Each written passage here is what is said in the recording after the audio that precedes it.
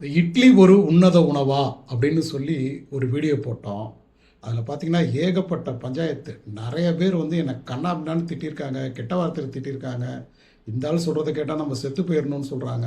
ஒருத்தர் வந்து சொல்லவே முடியாத அளவு வார்த்தைகள் எல்லாம் திட்டியிருக்காங்க. அவங்க அத்தனை பேருக்கும் வாழ்த்துக்கள். ஏன்னா அவங்க வந்து ஒரு அறிவியல் புரிதல் இல்லாமல் வாழ்கிறாங்க. அதனால் அவங்கள வந்து நம்ம திருப்பி திட்டுறதை விட அவங்களுக்கு இந்த அறிவியலை புரிய வைக்கிறது தான் சரியான ஒரு நோக்கமாக நமக்கு இருக்க முடியும், சரியான பதிலாகவும் இருக்க முடியும். இந்த மாதிரி இட்லிக்கு சப்போர்ட் பண்ணுற அந்த நண்பர்கள் தொடர்ந்து காலை மதியம் இரவு இட்லி மட்டுமே சாப்பிட்டு உயிர் வாழ முடியுமா அப்படின்னு கேட்டிங்கன்னா அவங்களே அது முடியாதுன்னு தான் சொல்லுவாங்க. ஏன்னா வந்து வெறும் இட்லியில் இருக்கிறது மாவுச்சத்து மட்டும்தான், சர்க்கரை மட்டும்தான். அது நேரடி சர்க்கரைன்றதை பல தடவை நம்ம சொல்லியிருக்கோம்.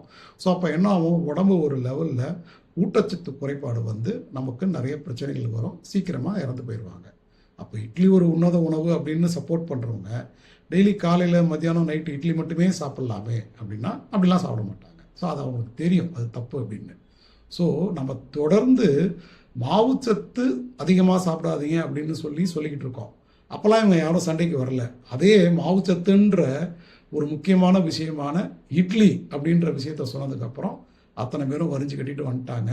சரி பரவாயில்ல, அது அவங்களோட அறியாமை தான், நம்ம அவங்களுக்கு தொடர்ந்து புரிய வைக்கலாம்.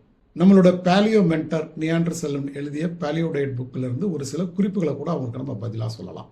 அதில் முக்கியமான குறிப்பு என்ன அப்படின்னு பார்த்தீங்கன்னா, மனித இனத்தினுடைய பரிமாண வளர்ச்சி 26 லட்சம் வருஷத்துக்கு முன்னாடியே ஆரம்பிச்சிருது. ஆனால் நாம் விவசாயம் அப்படின்ற ஒரு விஷயத்தை ப்ராக்டிஸ் பண்ண ஆரம்பித்தது கடந்த 10,000 வருஷமாக மட்டும்தான். இந்த மனித இனத்தின் வரலாறு 26 லட்சத்துக்கு வருஷத்துக்கு முன்னாடி ஆரம்பிச்சது அப்படின்னு சொல்கிறார் இல்லையா நம்ம தலைவர். அப்போ 10,000 வருஷத்தில் தான் வந்து நம்ம விவசாயத்தை பண்ணி அரிசி பருப்பு திணை சாமை கேழ்வரகு கம்பு சோளம் இந்த மாதிரி விஷயங்கள்லாம் சாப்பிட்டுருக்கோம். அதுக்கு முன்னாடி என்ன சாப்பிட்டு இருந்தாங்க அப்படின்னு பார்த்தீங்கன்னா, அவங்க வேட்டையாடி இறைச்சியை மட்டும்தான் உணவாக எடுத்துக்கிட்டு இருந்தாங்க. ஸோ இறைச்சியை மட்டும்தான் உணவாக எடுத்துகிட்டு இருந்தாங்கன்னு சொன்னோம்னா அதுக்கு ஒரு 10-15 பேர் வந்து சண்டைக்கு வருவாங்க, நாங்களாம் சுத்த சைவம் அப்படின்னு. அந்த காலத்தில் சுத்த சைவம்னு ஒன்று கிடையாது. வரலாற்றுப்படி பார்த்திங்கன்னா இன்னும் இதிகாசத்தில் ஒரு சில இடங்களில் அந்த காலத்தில் ராமர் காட்டுக்கு போகும்போதே அசைவம் தான் சாப்பிட்டாரு அப்படின்னு சொல்லி குறிப்புகள்லாம் இருக்குது. அதில் நிறைய டிபேட்ஸ் இருக்கும், அதுக்குள்ளே நம்ம போக வேண்டாம்.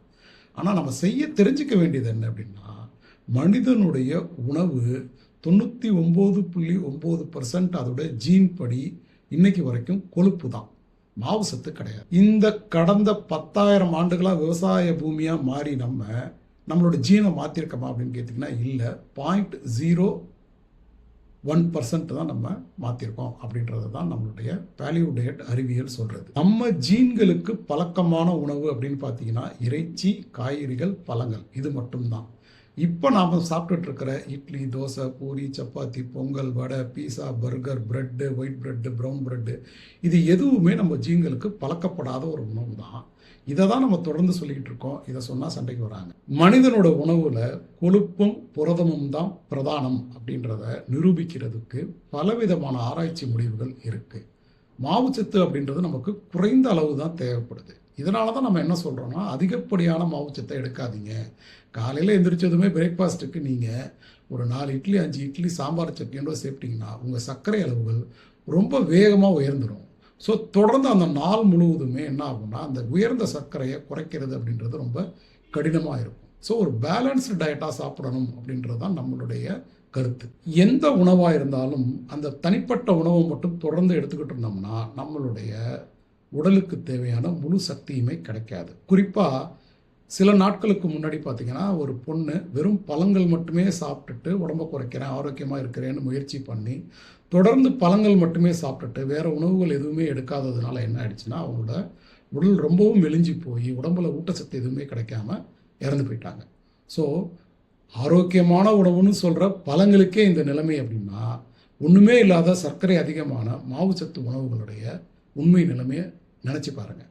தொடர்ந்து இட்லி தோசை மட்டுமே நம்ம சாப்பிட்டுட்டு உயிர் வாழ முடியுமா அப்படின்னா முடியாது. கட்டாயமாக காய்கறிகள், இறைச்சி, மாமிசம் இதெல்லாம் தேவைப்படணும். நீங்கள் சைவர்களாக இருந்தீங்கன்னா கட்டாயமாக கொழுப்பு, புரதம் இதெல்லாம் எடுத்துகிட்டு ஒரு பேலன்ஸ்டு டயட்டாக இருந்தால் தான் நம்ம இருக்க முடியும். இதே தொடர்ந்து கொழுப்பு மட்டுமே ஒருத்தர் எடுத்துக்கிட்டு இருக்காரு, கொழுப்பான உணவான இறைச்சியை மட்டுமே எடுத்துகிட்டு இருக்காருன்னா அவருக்கு அவரோட உடம்புல எந்த விதமான ஊட்டச்சத்து குறைபாடுமே ஏற்படாது. அந்த மாதிரியான ஒரு ஆராய்ச்சி முடிவுகள் எதுவும் கிடையாது. உண்மை நிகழ்வுகளும் எதுவுமே கிடையாது. தொடர்ந்து இறைச்சி மட்டுமே எடுத்துக்கிட்டு இருக்கிறவர் ஆரோக்கியமாக தான் இருக்கார். தொடர்ந்து மாவுச்சத்து மட்டுமே எடுத்துருக்கிறவருக்கு நிறைய உடலில் வியாதிகள் வர ஆரம்பிச்சிருது.